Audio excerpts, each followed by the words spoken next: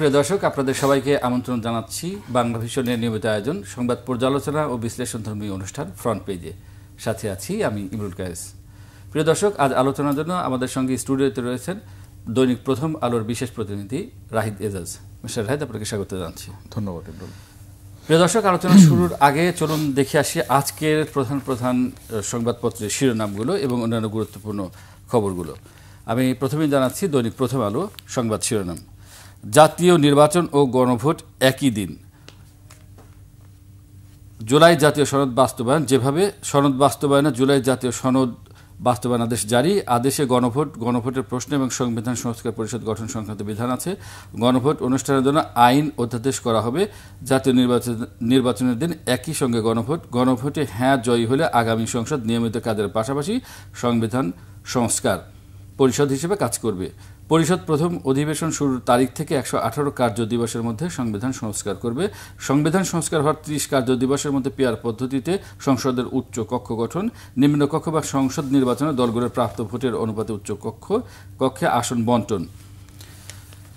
আরেকটি শিরোনাম: শেখ হাসিনার বিরুদ্ধে করা মামলার রায় সোমবার। জুলাই গণ অভ্যুত্থান মানবতা বিরোধী অপরাধ। ঢাকায় কড়া নিরাপত্তা, পদ্মার ওপারে মহাসড়ক অবরোধ। জাতীয় নির্বাচন গণভোটে নিয়ে প্রধান উপদেষ্টাকে ধন্যবাদ বিএনপির। গণদাবি উপেক্ষা করা হয়েছে জামায়াত, আদেশ পর্যালোচনা করছে এনসিপি। এগুলো প্রতিক্রিয়া ছিল দলগুলোর।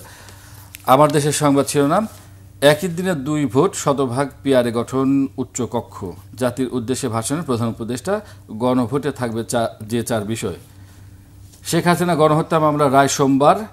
একই দিন ভাগ্য নির্ধারণ হবে আরও 2 জনের। রাজসাক্ষীর বিষয়ে সিদ্ধান্ত নেবে ট্রাইব্যুনাল। দিল্লি যাচ্ছেন জাতীয় নিরাপত্তা উপদেষ্টা খলিলুর রহমান। দৈনিক ইত্তেফাক: গণভোট ও সংসদ নির্বাচন একই দিনে, ভোট ফেব্রুয়ারির প্রথমার্ধে। জুলাই জাতীয় সনদ বাস্তবায়ন আদেশ জারি করলেন রাষ্ট্রপতি। আরেকটি শিরোনাম: শেখ হাসিনার মানবতা বিরোধী অপরাধের রায় সোমবার। ঢাকার বাইরে গাড়িতে আগুন, সড়ক অবরোধ, অর্থাৎ লকডাউনের বিষয়ে।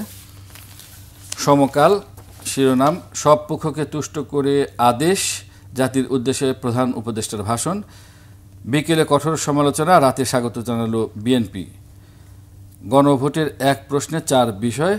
রাজধানী ফাঁকা, প্রভাব পড়েছে সারা দেশে, অর্থাৎ আওয়ামী লীগের লকডাউনের বিষয়ে। যুগান্তরের শিরোনাম: জাতির উদ্দেশ্যে ভাষণে প্রধান উপদেষ্টা। নির্বাচন ও গণভোট একই দিনে, জুলাই সনদ বাস্তবায়ন আদেশ জারি। মাস্টারমাইন্ড শেখ হাসিনার মামলার রায় 17 নভেম্বর। জুলাই আন্দোলনে মানবতা বিরোধী অপরাধ। ইনকিলাবের শিরোনাম: নির্বাচনের দিনই গণভোট, জাতির উদ্দেশ্যে প্রধান উপদেষ্টার ভাষণ। লকডাউনের হাঁকডাক, ঢাকায় প্রভাব পড়েনি। সর্বমহলে তারেক রহমানের প্রশংসা, বক্তব্যে কৃষক নিয়ে ভাবনা। মানব জমিনের সংবাদ শিরোনাম: জাতীয় নির্বাচন ও গণভোট একই দিনে, দ্বিকক্ষ বিশিষ্ট সংসদের উচ্চকক্ষে পিআর। প্রধান উপদেষ্টা নিজের সই করা জুলাই সনদ লঙ্ঘন করেছে। আওয়ামী লীগের কর্মসূচি অবরোধ, আগুন, যান চলাচল কম। কালের কণ্ঠের সংবাদ শিরোনাম: একই দিনে নির্বাচন ও গণভোট, দলগুলো ঐক্যবদ্ধ না হলে জাতি মহাবিপদের সম্মুখীন হবে। জাতির উদ্দেশ্যে ডক্টর ইউনূস। 4টি বিষয়ে গণভোট, এক উত্তর হ্যাঁ বা না। সড়কগুলো ছিল প্রায় ফাঁকা, আওয়ামী লীগ অফিসে আগুন, ঢাকা লকডাউন। কালবেলা শিরোনাম: দলগুলো এবারও আসতে পারেনি এক কাতারে। জুলাই সনদ বাস্তবায়ন আদেশ জারি করেছেন রাষ্ট্রপতি মোহাম্মদ শাহাবুদ্দিন। একই দিনে গণভোট, উচ্চকক্ষে পিআর। জাতির উদ্দেশ্যে প্রধান উপদেষ্টার ভাষণ। গণভোটের জন্য মানুষকে প্রস্তুত করাই চ্যালেঞ্জ। বাংলাদেশ প্রতিদিন: সংসদ নির্বাচনের দিনেই গণভোট, জাতির উদ্দেশ্যে ভাষণের প্রধান উপদেষ্টা। ভোটের পরিবেশ নিয়ে ইসিতে শঙ্কা জানালো দলগুলো। সাংঘর্ষিক পরিস্থিতি চায় না কমিশন, অর্থাৎ সংলাপের প্রথম দিনে দলগুলোকে প্রধান নির্বাচন কমিশনার বলেছেন। দেশ রূপান্তর: নির্বাচনের দিনেই গণভোট, এক প্রশ্নে 4 বিষয় নিয়ে জটিলতা। শেখ হাসিনা মামলার রায় 17 নভেম্বর। নয়াদিগন্তের শিরোনাম: নির্বাচন ও গণভোট একসাথে, প্রধান উপদেষ্টার ভাষণ। নতুন বাংলাদেশ গড়ার দ্বার প্রান্তে আমরা। জুলাই সনদ বাস্তবায়ন আদেশের গেজেট, সংবিধান সংস্কার ও গণভোটের দেশ। হাসিনা সহ 3 জনের রায় সোমবার। বণিক বার্তা শিরোনাম: সনদ বাস্তবায়ন হবে গণভোটে, জাতীয় নির্বাচন ও গণভোট একই দিনে, জুলাই জাতীয় সনদ বাস্তবায়ন আদেশ জারি। সংস্কারের লক্ষ্য কোনোভাবে বাধাগ্রস্ত হবে না, প্রধান উপদেষ্টা। রাখাইনের নিয়ন্ত্রণ ফিরে পেতে মরিয়া মিয়ানমার জান্তা, নৌ বিমান স্থল অভিযানের পরিকল্পনা। ডেইলি স্টার সংবাদ শিরোনাম, referendum polls on same day, PR for upper house. আরেকটি শিরোনাম, আইসিটি এবং sets November 17 for verdict in case against Hasina. এবং সর্বশেষ নিউ এজের সংবাদ শিরোনাম, election referendum same day, July charter implementation order issued. July charter orders draws mixed reactions, ICT verdict in Hasina case November 17। আমরা তো সংবাদ শিরোনামগুলো দেখলাম। আমরা এবার আলোচনায়, মিস্টার রাহিদ, আপনি দেখছেন যে আমরা প্রথম আলো সহ সকল পত্রিকায় জুলাই জাতীয় সনদ নিয়ে এবং গণভোট নিয়ে শিরোনাম করা হয়েছে। তো এখন কি বলবেন? এইটা নিয়ে তো এক ধরনের ডিলেমা ছিল, এক ধরনের সংশয় ছিল। প্রধান উপদেষ্টা তার বক্তব্যে পরিষ্কার করে দিয়েছেন যে গণভোট, জাতীয় নির্বাচন একই দিনে হবে। জুলাই সনদ বাস্তবায়ন আদেশও জারি হলো। ধন্যবাদ। আপনি মোটা দাগে যে কাগজগুলো করেছেন সবারই হেডিং এক ধরনের মিল বা সাজুজ্য আছে। সেটা হচ্ছে গণভোট এবং ত্রয়োদশ জাতীয় সংসদ নির্বাচন আলাদা হবে কি একসাথে হবে, এবং মোরলেস সবার হেডিংও তাই, যে নির্বাচন এবং গণভোট একই দিনে। এবং আমরা জানি যে জাতীয় ঐক্যমত্য কমিশন যে রাজনৈতিক দলগুলোর সঙ্গে দীর্ঘ 9 মাস আলাপ আলোচনা করছিল, যে বিষয়গুলোতে বিতর্ক বা মতভেদ, মতপার্থক্য ছিল, তার অন্যতম ছিল যে গণভোট এবং জাতীয় সংসদ নির্বাচন আলাদা করে হবে কিনা। খুব স্বাভাবিক এবং সঙ্গত কারণে সবার শিরোনামেই যে একই দিনে ভোট, সেই বিষয়টাই কিন্তু উঠে এসেছে। তো এখন মোটা দাগে যদি আমরা দেখি যে বেসিক তো 2-3টা জিনিস আছে। একটা হচ্ছে গণভোট একই দিনে হচ্ছে, দ্বিতীয়ত হচ্ছে আপনার সেই গণভোটে কি থাকবে, 4টা ইস্যুতে একটা প্রশ্ন থাকবে, সেই প্রশ্নের উপরে আপনাকে হ্যাঁ বা না বলতে হবে। সেই ইস্যুগুলোর মধ্যে হচ্ছে নির্বাচনকালীন সময়ে তত্ত্বাবধায়ক সরকার, নির্বাচন কমিশন এবং অপরাপর যে সাংবিধানিক প্রতিষ্ঠান আছে সেগুলো জুলাই সনদে রাজনৈতিক দলগুলো যে আলোচনা নিজেদের মধ্যে করেছিল, তারা যে আলোচনার কথা বলেছিল তার আলোকেই এই প্রতিষ্ঠানগুলো গঠন করা হবে, 1 নম্বর। 2 নম্বর হচ্ছে দ্বিকক্ষ বিশিষ্ট একটা সংসদ, যেটা নিয়ে আনুপাতিক হারে হওয়া না হওয়া, উচ্চকক্ষ নিম্নকক্ষ নিয়ে অনেক দিন ধরে আলোচনা চলছিল। শেষ পর্যন্ত সাব্যস্ত হয়েছিল যে ঠিক আছে, উচ্চকক্ষ হবে। এবং এখন সেই উচ্চকক্ষটা কিভাবে হবে, আগামী নির্বাচনে রাজনৈতিক দলগুলো যে ভোট পেল সেই ভোটের আনুপাতিক হারে 100 সদস্য বিশিষ্ট উচ্চকক্ষ হবে। এবং সেই উচ্চকক্ষ আপনার সংবিধান সংশোধনের ব্যাপারে সংবিধানের যে কোনো সংশোধনে উচ্চকক্ষের অনুমোদন বা সম্মতি লাগবে। এটি হলো দ্বিতীয় ইস্যু। তৃতীয় ইস্যু হচ্ছে সংসদে নারী আসন বৃদ্ধি, বিরোধী দল থেকে ডেপুটি স্পিকার এবং সংসদীয় কমিটির সভাপতি, প্রধানমন্ত্রী মেয়াদ সীমিত করা, রাষ্ট্রপতির ক্ষমতা বাড়ানো, মৌলিক অধিকারের সম্প্রসারণ, বিচার বিভাগের স্বাধীনতা, স্থানীয় সরকার সহ আপনার যেই 30টি প্রস্তাব জুলাই সনদে রাজনৈতিক দলগুলোর ঐক্যমত হয়েছিল, সেগুলো বাস্তবায়নের জন্য নির্বাচনে বিজয়ী দলগুলো, খেয়াল করে দেখুন, নির্বাচনে বিজয়ী দলগুলো, তার মানে দল নয়, অর্থাৎ যে দল সরকার গঠন করবে বা যারা সরকার গঠন করবে শুধু তারা নয়, সবাই মিলে এই 30টা প্রস্তাব বাস্তবায়নের উদ্যোগ নেবে। এবং চতুর্থ হচ্ছে জুলাই সনদের এবং অন্যান্য সংস্কার রাজনৈতিক দলগুলো যে প্রতিশ্রুতি দিচ্ছে সেই প্রতিশ্রুতি অনুযায়ী বাস্তবায়ন করবে। তো মোটা দাগে এই ছিল গতকালকে রাষ্ট্রপতির প্রধান উপদেষ্টার ভাষণের মূল প্রতিপাদ্য প্রফেসর ইউনূসের। তো সেটাকে ইনিশিয়ালি যদি আমরা দেখি, প্রাথমিকভাবে মনে হয়েছিল যে আপনার নিশ্চয় মনে আছে দুপুরে এটার পরপরই বিএনপি নেতা সালাউদ্দিন আহমেদ, স্ট্যান্ডিং কমিটির অন্যতম সদস্য, তিনি কিছুটা ভিন্ন মত প্রতিক্রিয়া জানিয়েছিলেন, করা প্রতিবাদ জানিয়ে উনি একবার প্রতিবাদ জানালেন, পরে আবার দেখা গেল না, তারা তাদের অবস্থান থেকে সরে এসে স্বাগত জানিয়েছে। তারপর যেহেতু জানি যে একই দিনে গণভোটের দাবিটা বিএনপির দিক থেকে ছিল, আবার উচ্চকক্ষের যে বিষয়টা সেটি ছিল আপনার পিয়ার পদ্ধতির যে বিষয়টা সেটি জামাতের, সেইখানে দেখা গেছে জামাত সেটি মেনে নিল। তারা এক ধরনের সতর্ক ওই একই দিনে ভোটের ব্যাপারে তাদের আপত্তিটা তারা বলছে। আর জুলাই সনদের বাস্তবায়ন, যেটি এনসিপি এবং বৈষম্য বিরোধী ছাত্র আন্দোলনের উঠে আসা যে রাজনৈতিক দল, তাদের যে দাবিটা, সেটা কিন্তু এখানে উঠে আসছে। তো মোটা দাগে যদি বলা যায়, আমি এভাবে দেখি যে আওয়ামী লীগকে বাদ দিলে বিএনপি তো এখন সবচেয়ে বড় রাজনৈতিক শক্তি।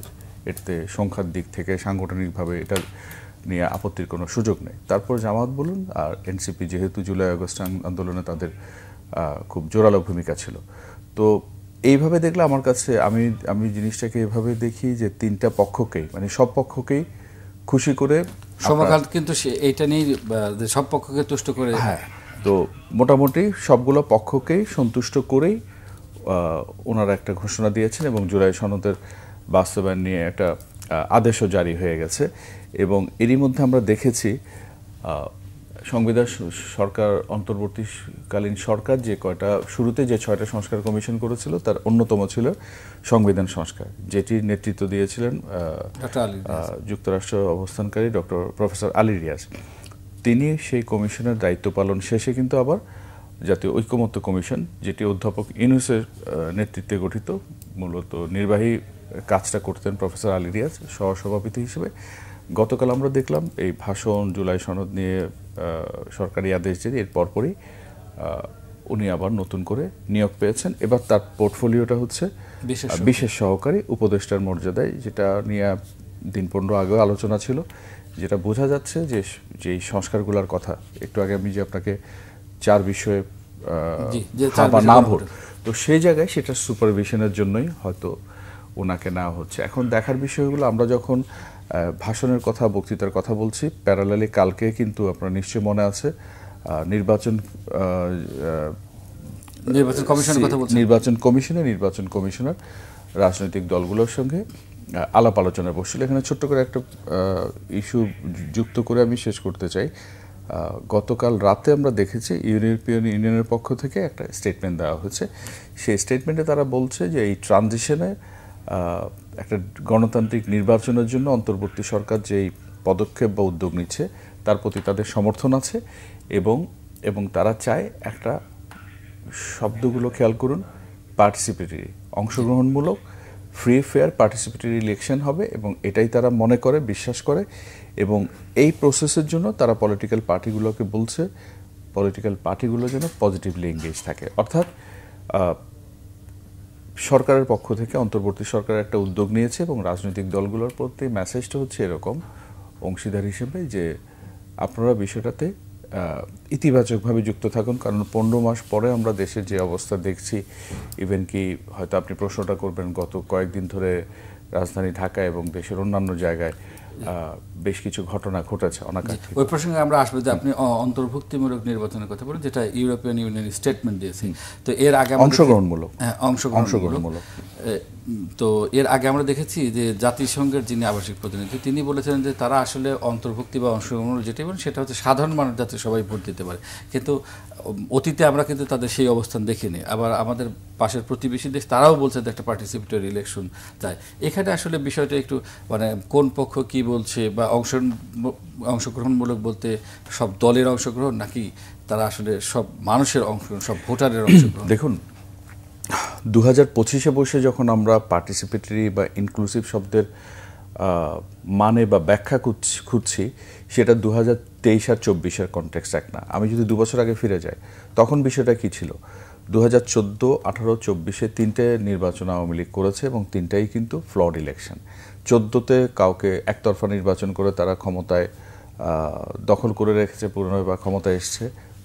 2018-তে তারা বিএনপিকে নির্বাচনে অ্যালাউ করলো, কিন্তু আলটিমেটলি কী হবে? রাতে ব্যালট কারচুপি হলো, পুরোটাই ম্যানিপুলেশনের একটা ইলেকশন। আর 24-এ যেটা হলো সেটা তো আমি আর ডামির নির্বাচন। তাদের দলের এই প্রার্থী, কারণ আপনি 23-এ সর্বশেষ দেখুন রাজপথে বিএনপি সহিংসতা করেছে, তাকে মেরে পিটে যেভাবে মানে চরম একটা বৈরী পরিবেশ সৃষ্টি করে দিয়েছিল, যাতে করে বিএনপিরা নির্বাচনে অংশগ্রহণের সুযোগ ছিল না। তাহলে ওই কনটেক্সটে আপনার অংশগ্রহণমূলক কিংবা আপনার অন্তর্ভুক্তিমূলক কথাগুলো তারা বলে বারবার বিএনপি সহ বিরোধী পক্ষকে যুক্ত করার জন্য তারা চাপ বলেন, অনুরোধ বলেন, আহ্বান বলেন, যে কোনো কিছু। এবং 23 সালে তো আপনার নিশ্চয় মনে আছে অবাধ সুষ্ঠু নির্বাচনে অন্তরায় সৃষ্টিকারী ব্যক্তিবর্গের উপর যুক্তরাষ্ট্র ভিসা নিষেধাজ্ঞা দেবে মর্মে একটা নতুন ভিসা নীতি গ্রহণও করেছিল। তো এখন যদি পাশ্চাত্য দেশগুলো, বিশেষ করে যুক্তরাষ্ট্র, ইউরোপিয়ান ইউনিয়ন সবাই বলি, তারা তো মানবাধিকার, মৌলিক নাগরিক অধিকার এবং ব্যক্তি স্বাধীনতা এগুলোকে বরাবরই তারা প্রমোট করে, তারা সাপোর্ট করে। তো সেই জায়গাতে তাদের পলিসিগত বিরাট কোনো শিফট হয়েছে ভাবার কারণ নেই। কিন্তু আমাদের দেশের কনটেক্সটে ইনক্লুসিভ বা আপনি পার্টিসিপেটরি যে কথাটা বলছেন, এখন তারা যেটা বলে, তারা রাজনৈতিক দলের চাইতে তারা বেশি সংখ্যক মানুষের, আপনি যে ইউএনের রেসিডেন্ট কোঅর্ডিনেটরের একটা ব্রিফিংয়ে রেফারেন্স দিলেন, তিনি কিন্তু ক্যাটাগরিক্যালি সমাজের নানান শ্রেণী বর্ণের মানুষের প্রতিনিধিত্ব কথা বলেছিলেন। আপনার নিশ্চয় মনে আছে সেই দিনের ব্রিফিংয়ের কথা। তো এবং ওনাকে বারবার একই প্রশ্ন, অন্তত 3 বার তাকে প্রশ্ন করা হয়েছিল, ঘুরে ফিরে উনি নাগরিকদের অংশগ্রহণটা নিশ্চিত করা এবং তাদের সামনে অপশন বেশি খোলাটা। এখন অনেকে এটাকে ব্যাখ্যা করতে পারেন ইনক্লুসিভিটি বলে আওয়ামী লীগকে আসতে বলা হচ্ছে বা আওয়ামী লীগের বিষয়ে ইনসিস্ট করছে। এখন সরকারি মহলে যোগাযোগ করা হলে তারা তো এটা খুব দ্ব্যর্থহীনভাবে বলেন তাদের উপর এমন কোনো চাপ নেই যে আওয়ামী লীগকে ইলেকশনে আসতে দেওয়া হবে, অ্যালাউ করা হবে। আর এমনিতে দলটির রাজনৈতিক কার্যক্রম নিষিদ্ধ। এবং 13ই নভেম্বরের লকডাউনকে কেন্দ্র করে ঢাকা সহ দেশের বিভিন্ন জায়গায় যে ধরনের আগুনের সন্ত্রাস করা হয়েছে, বাসে আগুন দেওয়া হয়েছে, রেলপথে আগুন দেওয়া হয়েছে, তারপর সাধারণ মানুষের মধ্যে একটা ভীতি আতঙ্ক সৃষ্টি করা হয়েছে। তো সেই জায়গাতে এই দল, সেই বড় রাজনৈতিক দল, তার জন্য তারা বলছেন, এটা ভাবাটা আমার মনে হয় একটু বাড়াবাড়ি। আমি অন্তত শুনিনি এবং আমি কনভিন্স না এটাতে। যে শেখ হাসিনার প্রসঙ্গ যেতে এসে গেল বা তার দলের প্রসঙ্গ এসে গেল, আপনি জানেন যে গতকালকেই জানিয়ে দেওয়া হয়েছে যে 17 তারিখে অর্থাৎ আগামী সোমবারের দিন তার মানবতা বিরোধী মামলার রায় দেওয়া হবে। তো এই রায়ের আলোকে যে ধরনের কর্মকাণ্ড আপনি বললেন যে গত কয়েকদিন হয়েছে, সামনে হবে কিনা আমরা জানি না, তবে এই রায়টি নিয়ে যে বিষয়টি, সেটা হচ্ছে একটা গ্রহণযোগ্যতার একটা বিষয়, যে যেভাবে মামলা চলেছে এবং কোর্টে শুনানি হয়েছে, রায় হবে। আপনার কাছে জানতে চাই যে এটা আন্তর্জাতিকভাবে তারা, আন্তর্জাতিক মহল কিভাবে দেখছে এই মানবতা বিরোধী যে না, কিছু কিছু আপনি যদি এর আগে যে যুদ্ধাপরাধের যে বিচার হয়েছিল ওখানের প্রশ্ন ছিল এই রায় নিয়ে, কেউ কেউ প্রশ্ন, খুব ঢালো না হলে কেউ কেউ প্রশ্ন তুলছেন ঠিকই, কিন্তু যেই প্রক্রিয়া বা যে প্রসেসের মধ্যে গেছে, প্রসেস নিয়ে তো প্রশ্ন তুলতেই পারেন। এবং একটা বেসিক জায়গাতে বলি, ওয়েস্টার্নদের কাছে, বিশেষ করে ইউরোপ এবং যুক্তরাষ্ট্রে আবার এটার ভিন্নতা আছে। কোনো রাজ্যে মৃত্যুদণ্ডাদেশ তারা চর্চা করে, কোনো কোনো রাজ্যে সেটি করে না। তো মোটা দাগে মৃত্যুদণ্ড নিয়ে তাদের একটা আপত্তি আছে। আর প্রক্রিয়া নিয়ে যেটা বলছিলেন, বিশেষজ্ঞদের কেউ কেউ প্রশ্ন তুলছেন, কিন্তু এই কথাটাও ঠিক। গত বছরের জুলাই আগস্টে যে নৃশংসতা ঘটেছিল তার বিচার বা জবাবদিহি হওয়াটা খুব জরুরি। এবং জাতিসংঘের রিপোর্ট, হ্যাঁ, জাতিসংঘের রিপোর্ট তো এই জিনিসটা পুরোপুরি তুলে ধরেছে। তো সেই জায়গায় বিচার প্রক্রিয়াটা হচ্ছে এবং বিচারটা দ্রুত করার, কেউ কেউ আবার দ্রুত করা হচ্ছে কিনা এই প্রশ্ন তুলেছেন। এখন কথা হচ্ছে এই যে অভ্যুত্থান হয়েছিল এবং অভ্যুত্থান থেকে যে গণতান্ত্রিক উত্তরণের পথে বাংলাদেশ যাচ্ছে, তার যে বেসিক 3টা জিনিস ছিল, তার অন্যতম ছিল জবাবদিহিতার ব্যাপারটা। তো প্রথম মামলাটা 17 তারিখ মানে আগামী সোমবার ঘোষণা হতে যাচ্ছে। এবং আমি মনে করি লকডাউন প্রসঙ্গে যে কথাটা, যে বিষয়টার অবতারণা করলাম, যে ঢাকায় কি ছিল, স্কুল কলেজ বন্ধ, রাস্তা অনেকটা শুনশান, মানে কম গাড়ি ঘোড়া, যানবাহন কম চলেছে। আপনি নিজেও সারাদিন কাজ করতে গিয়ে এবং সকালে যখন বেরোলেন, রাতে যখন বাড়ি ফিরলেন, সেটা আপনারও চোখে পড়েছে। বৃহস্পতিবার সপ্তাহের শেষ দিন। তো এই যে ঘটনাগুলো যখন ঘটেছে 17 তারিখের এবং অনাকাঙ্ক্ষিত আরও ঘটনা ঘটাটা অমূলক নয়, 1 নম্বর। 2 নম্বর কথা হচ্ছে কেন এরকম ঘটছে। 15 মাস আগেই যেই অভ্যুত্থানের মধ্যে দিয়ে দেশে একটা অভূতপূর্ব রাজনৈতিক পট পরিবর্তন ঘটেছে, এরপরে যেই পক্ষগুলো সব, এখানে তো বিশেষ কোনো দল না ব্যক্তি না, আপামর জনসাধারণ, নানান শ্রেণী পেশার মানুষ মিলে রাজপথে নেমেছিল, ফ্যাসিবাদী সরকারের পতন ঘটেছিল। কিন্তু কয়েক মাস যেতে না যেতে আমরা কি দেখছি, একদিকে হচ্ছে এই যেই শক্তি সম্মিলিতভাবে ফেসিবাদের পতন ঘটিয়েছিল তাদের মধ্যে বিভাজন, সেই বিভাজনটাকে যে কোনোভাবে ক্ষমতায় যেতে হবে, এক পক্ষ অন্যের বিরুদ্ধে কাদা ছোড়াছুড়ি করছে, আবার যেই ছাত্ররা বলছি তারা সাহস করে রাজপথে নেতৃত্ব দিয়েছিল, মানুষ দেশের বিভিন্ন শ্রেণী পেশার বয়সের মানুষ তাদের সঙ্গে ছিল, তারপরও তারা শুরুতে যে উজ্জ্বল ভাবমূর্তি ছিল তাদের সেটি নেই। অর্থাৎ এই যে ফেসিবাদ বিরোধী যে শক্তি, তাদের বিভাজনের কারণেই কিন্তু আওয়ামী লীগের মানবতা বিরোধী অপরাধ করার পর আবার রাজপথে ফেরার একটা পথ তৈরি হয়েছে। পাশাপাশি সরকারেরও কিন্তু এখানে দায় এড়াতে পারে না। কেন এড়াতে পারে না? সরকার যতটা কঠোরভাবে তাদের দমন করা উচিত ছিল, প্রয়োজন ছিল, সরকারের সেখানে শৈথিল্য দেখা গেছে। আপনি বলতে পারেন পুলিশের মনোবল এখনও চাঙ্গা হয়নি, পুলিশ নিয়ে মানুষের সমালোচনা আছে। আইনশৃঙ্খলার এই পরিস্থিতি গত কয়েকদিন আমরা যেটা দেখলাম, এখন সামনে নির্বাচনের আমরা জানি যে প্রথম সপ্তাহে নির্বাচন হবে ফেব্রুয়ারিতে।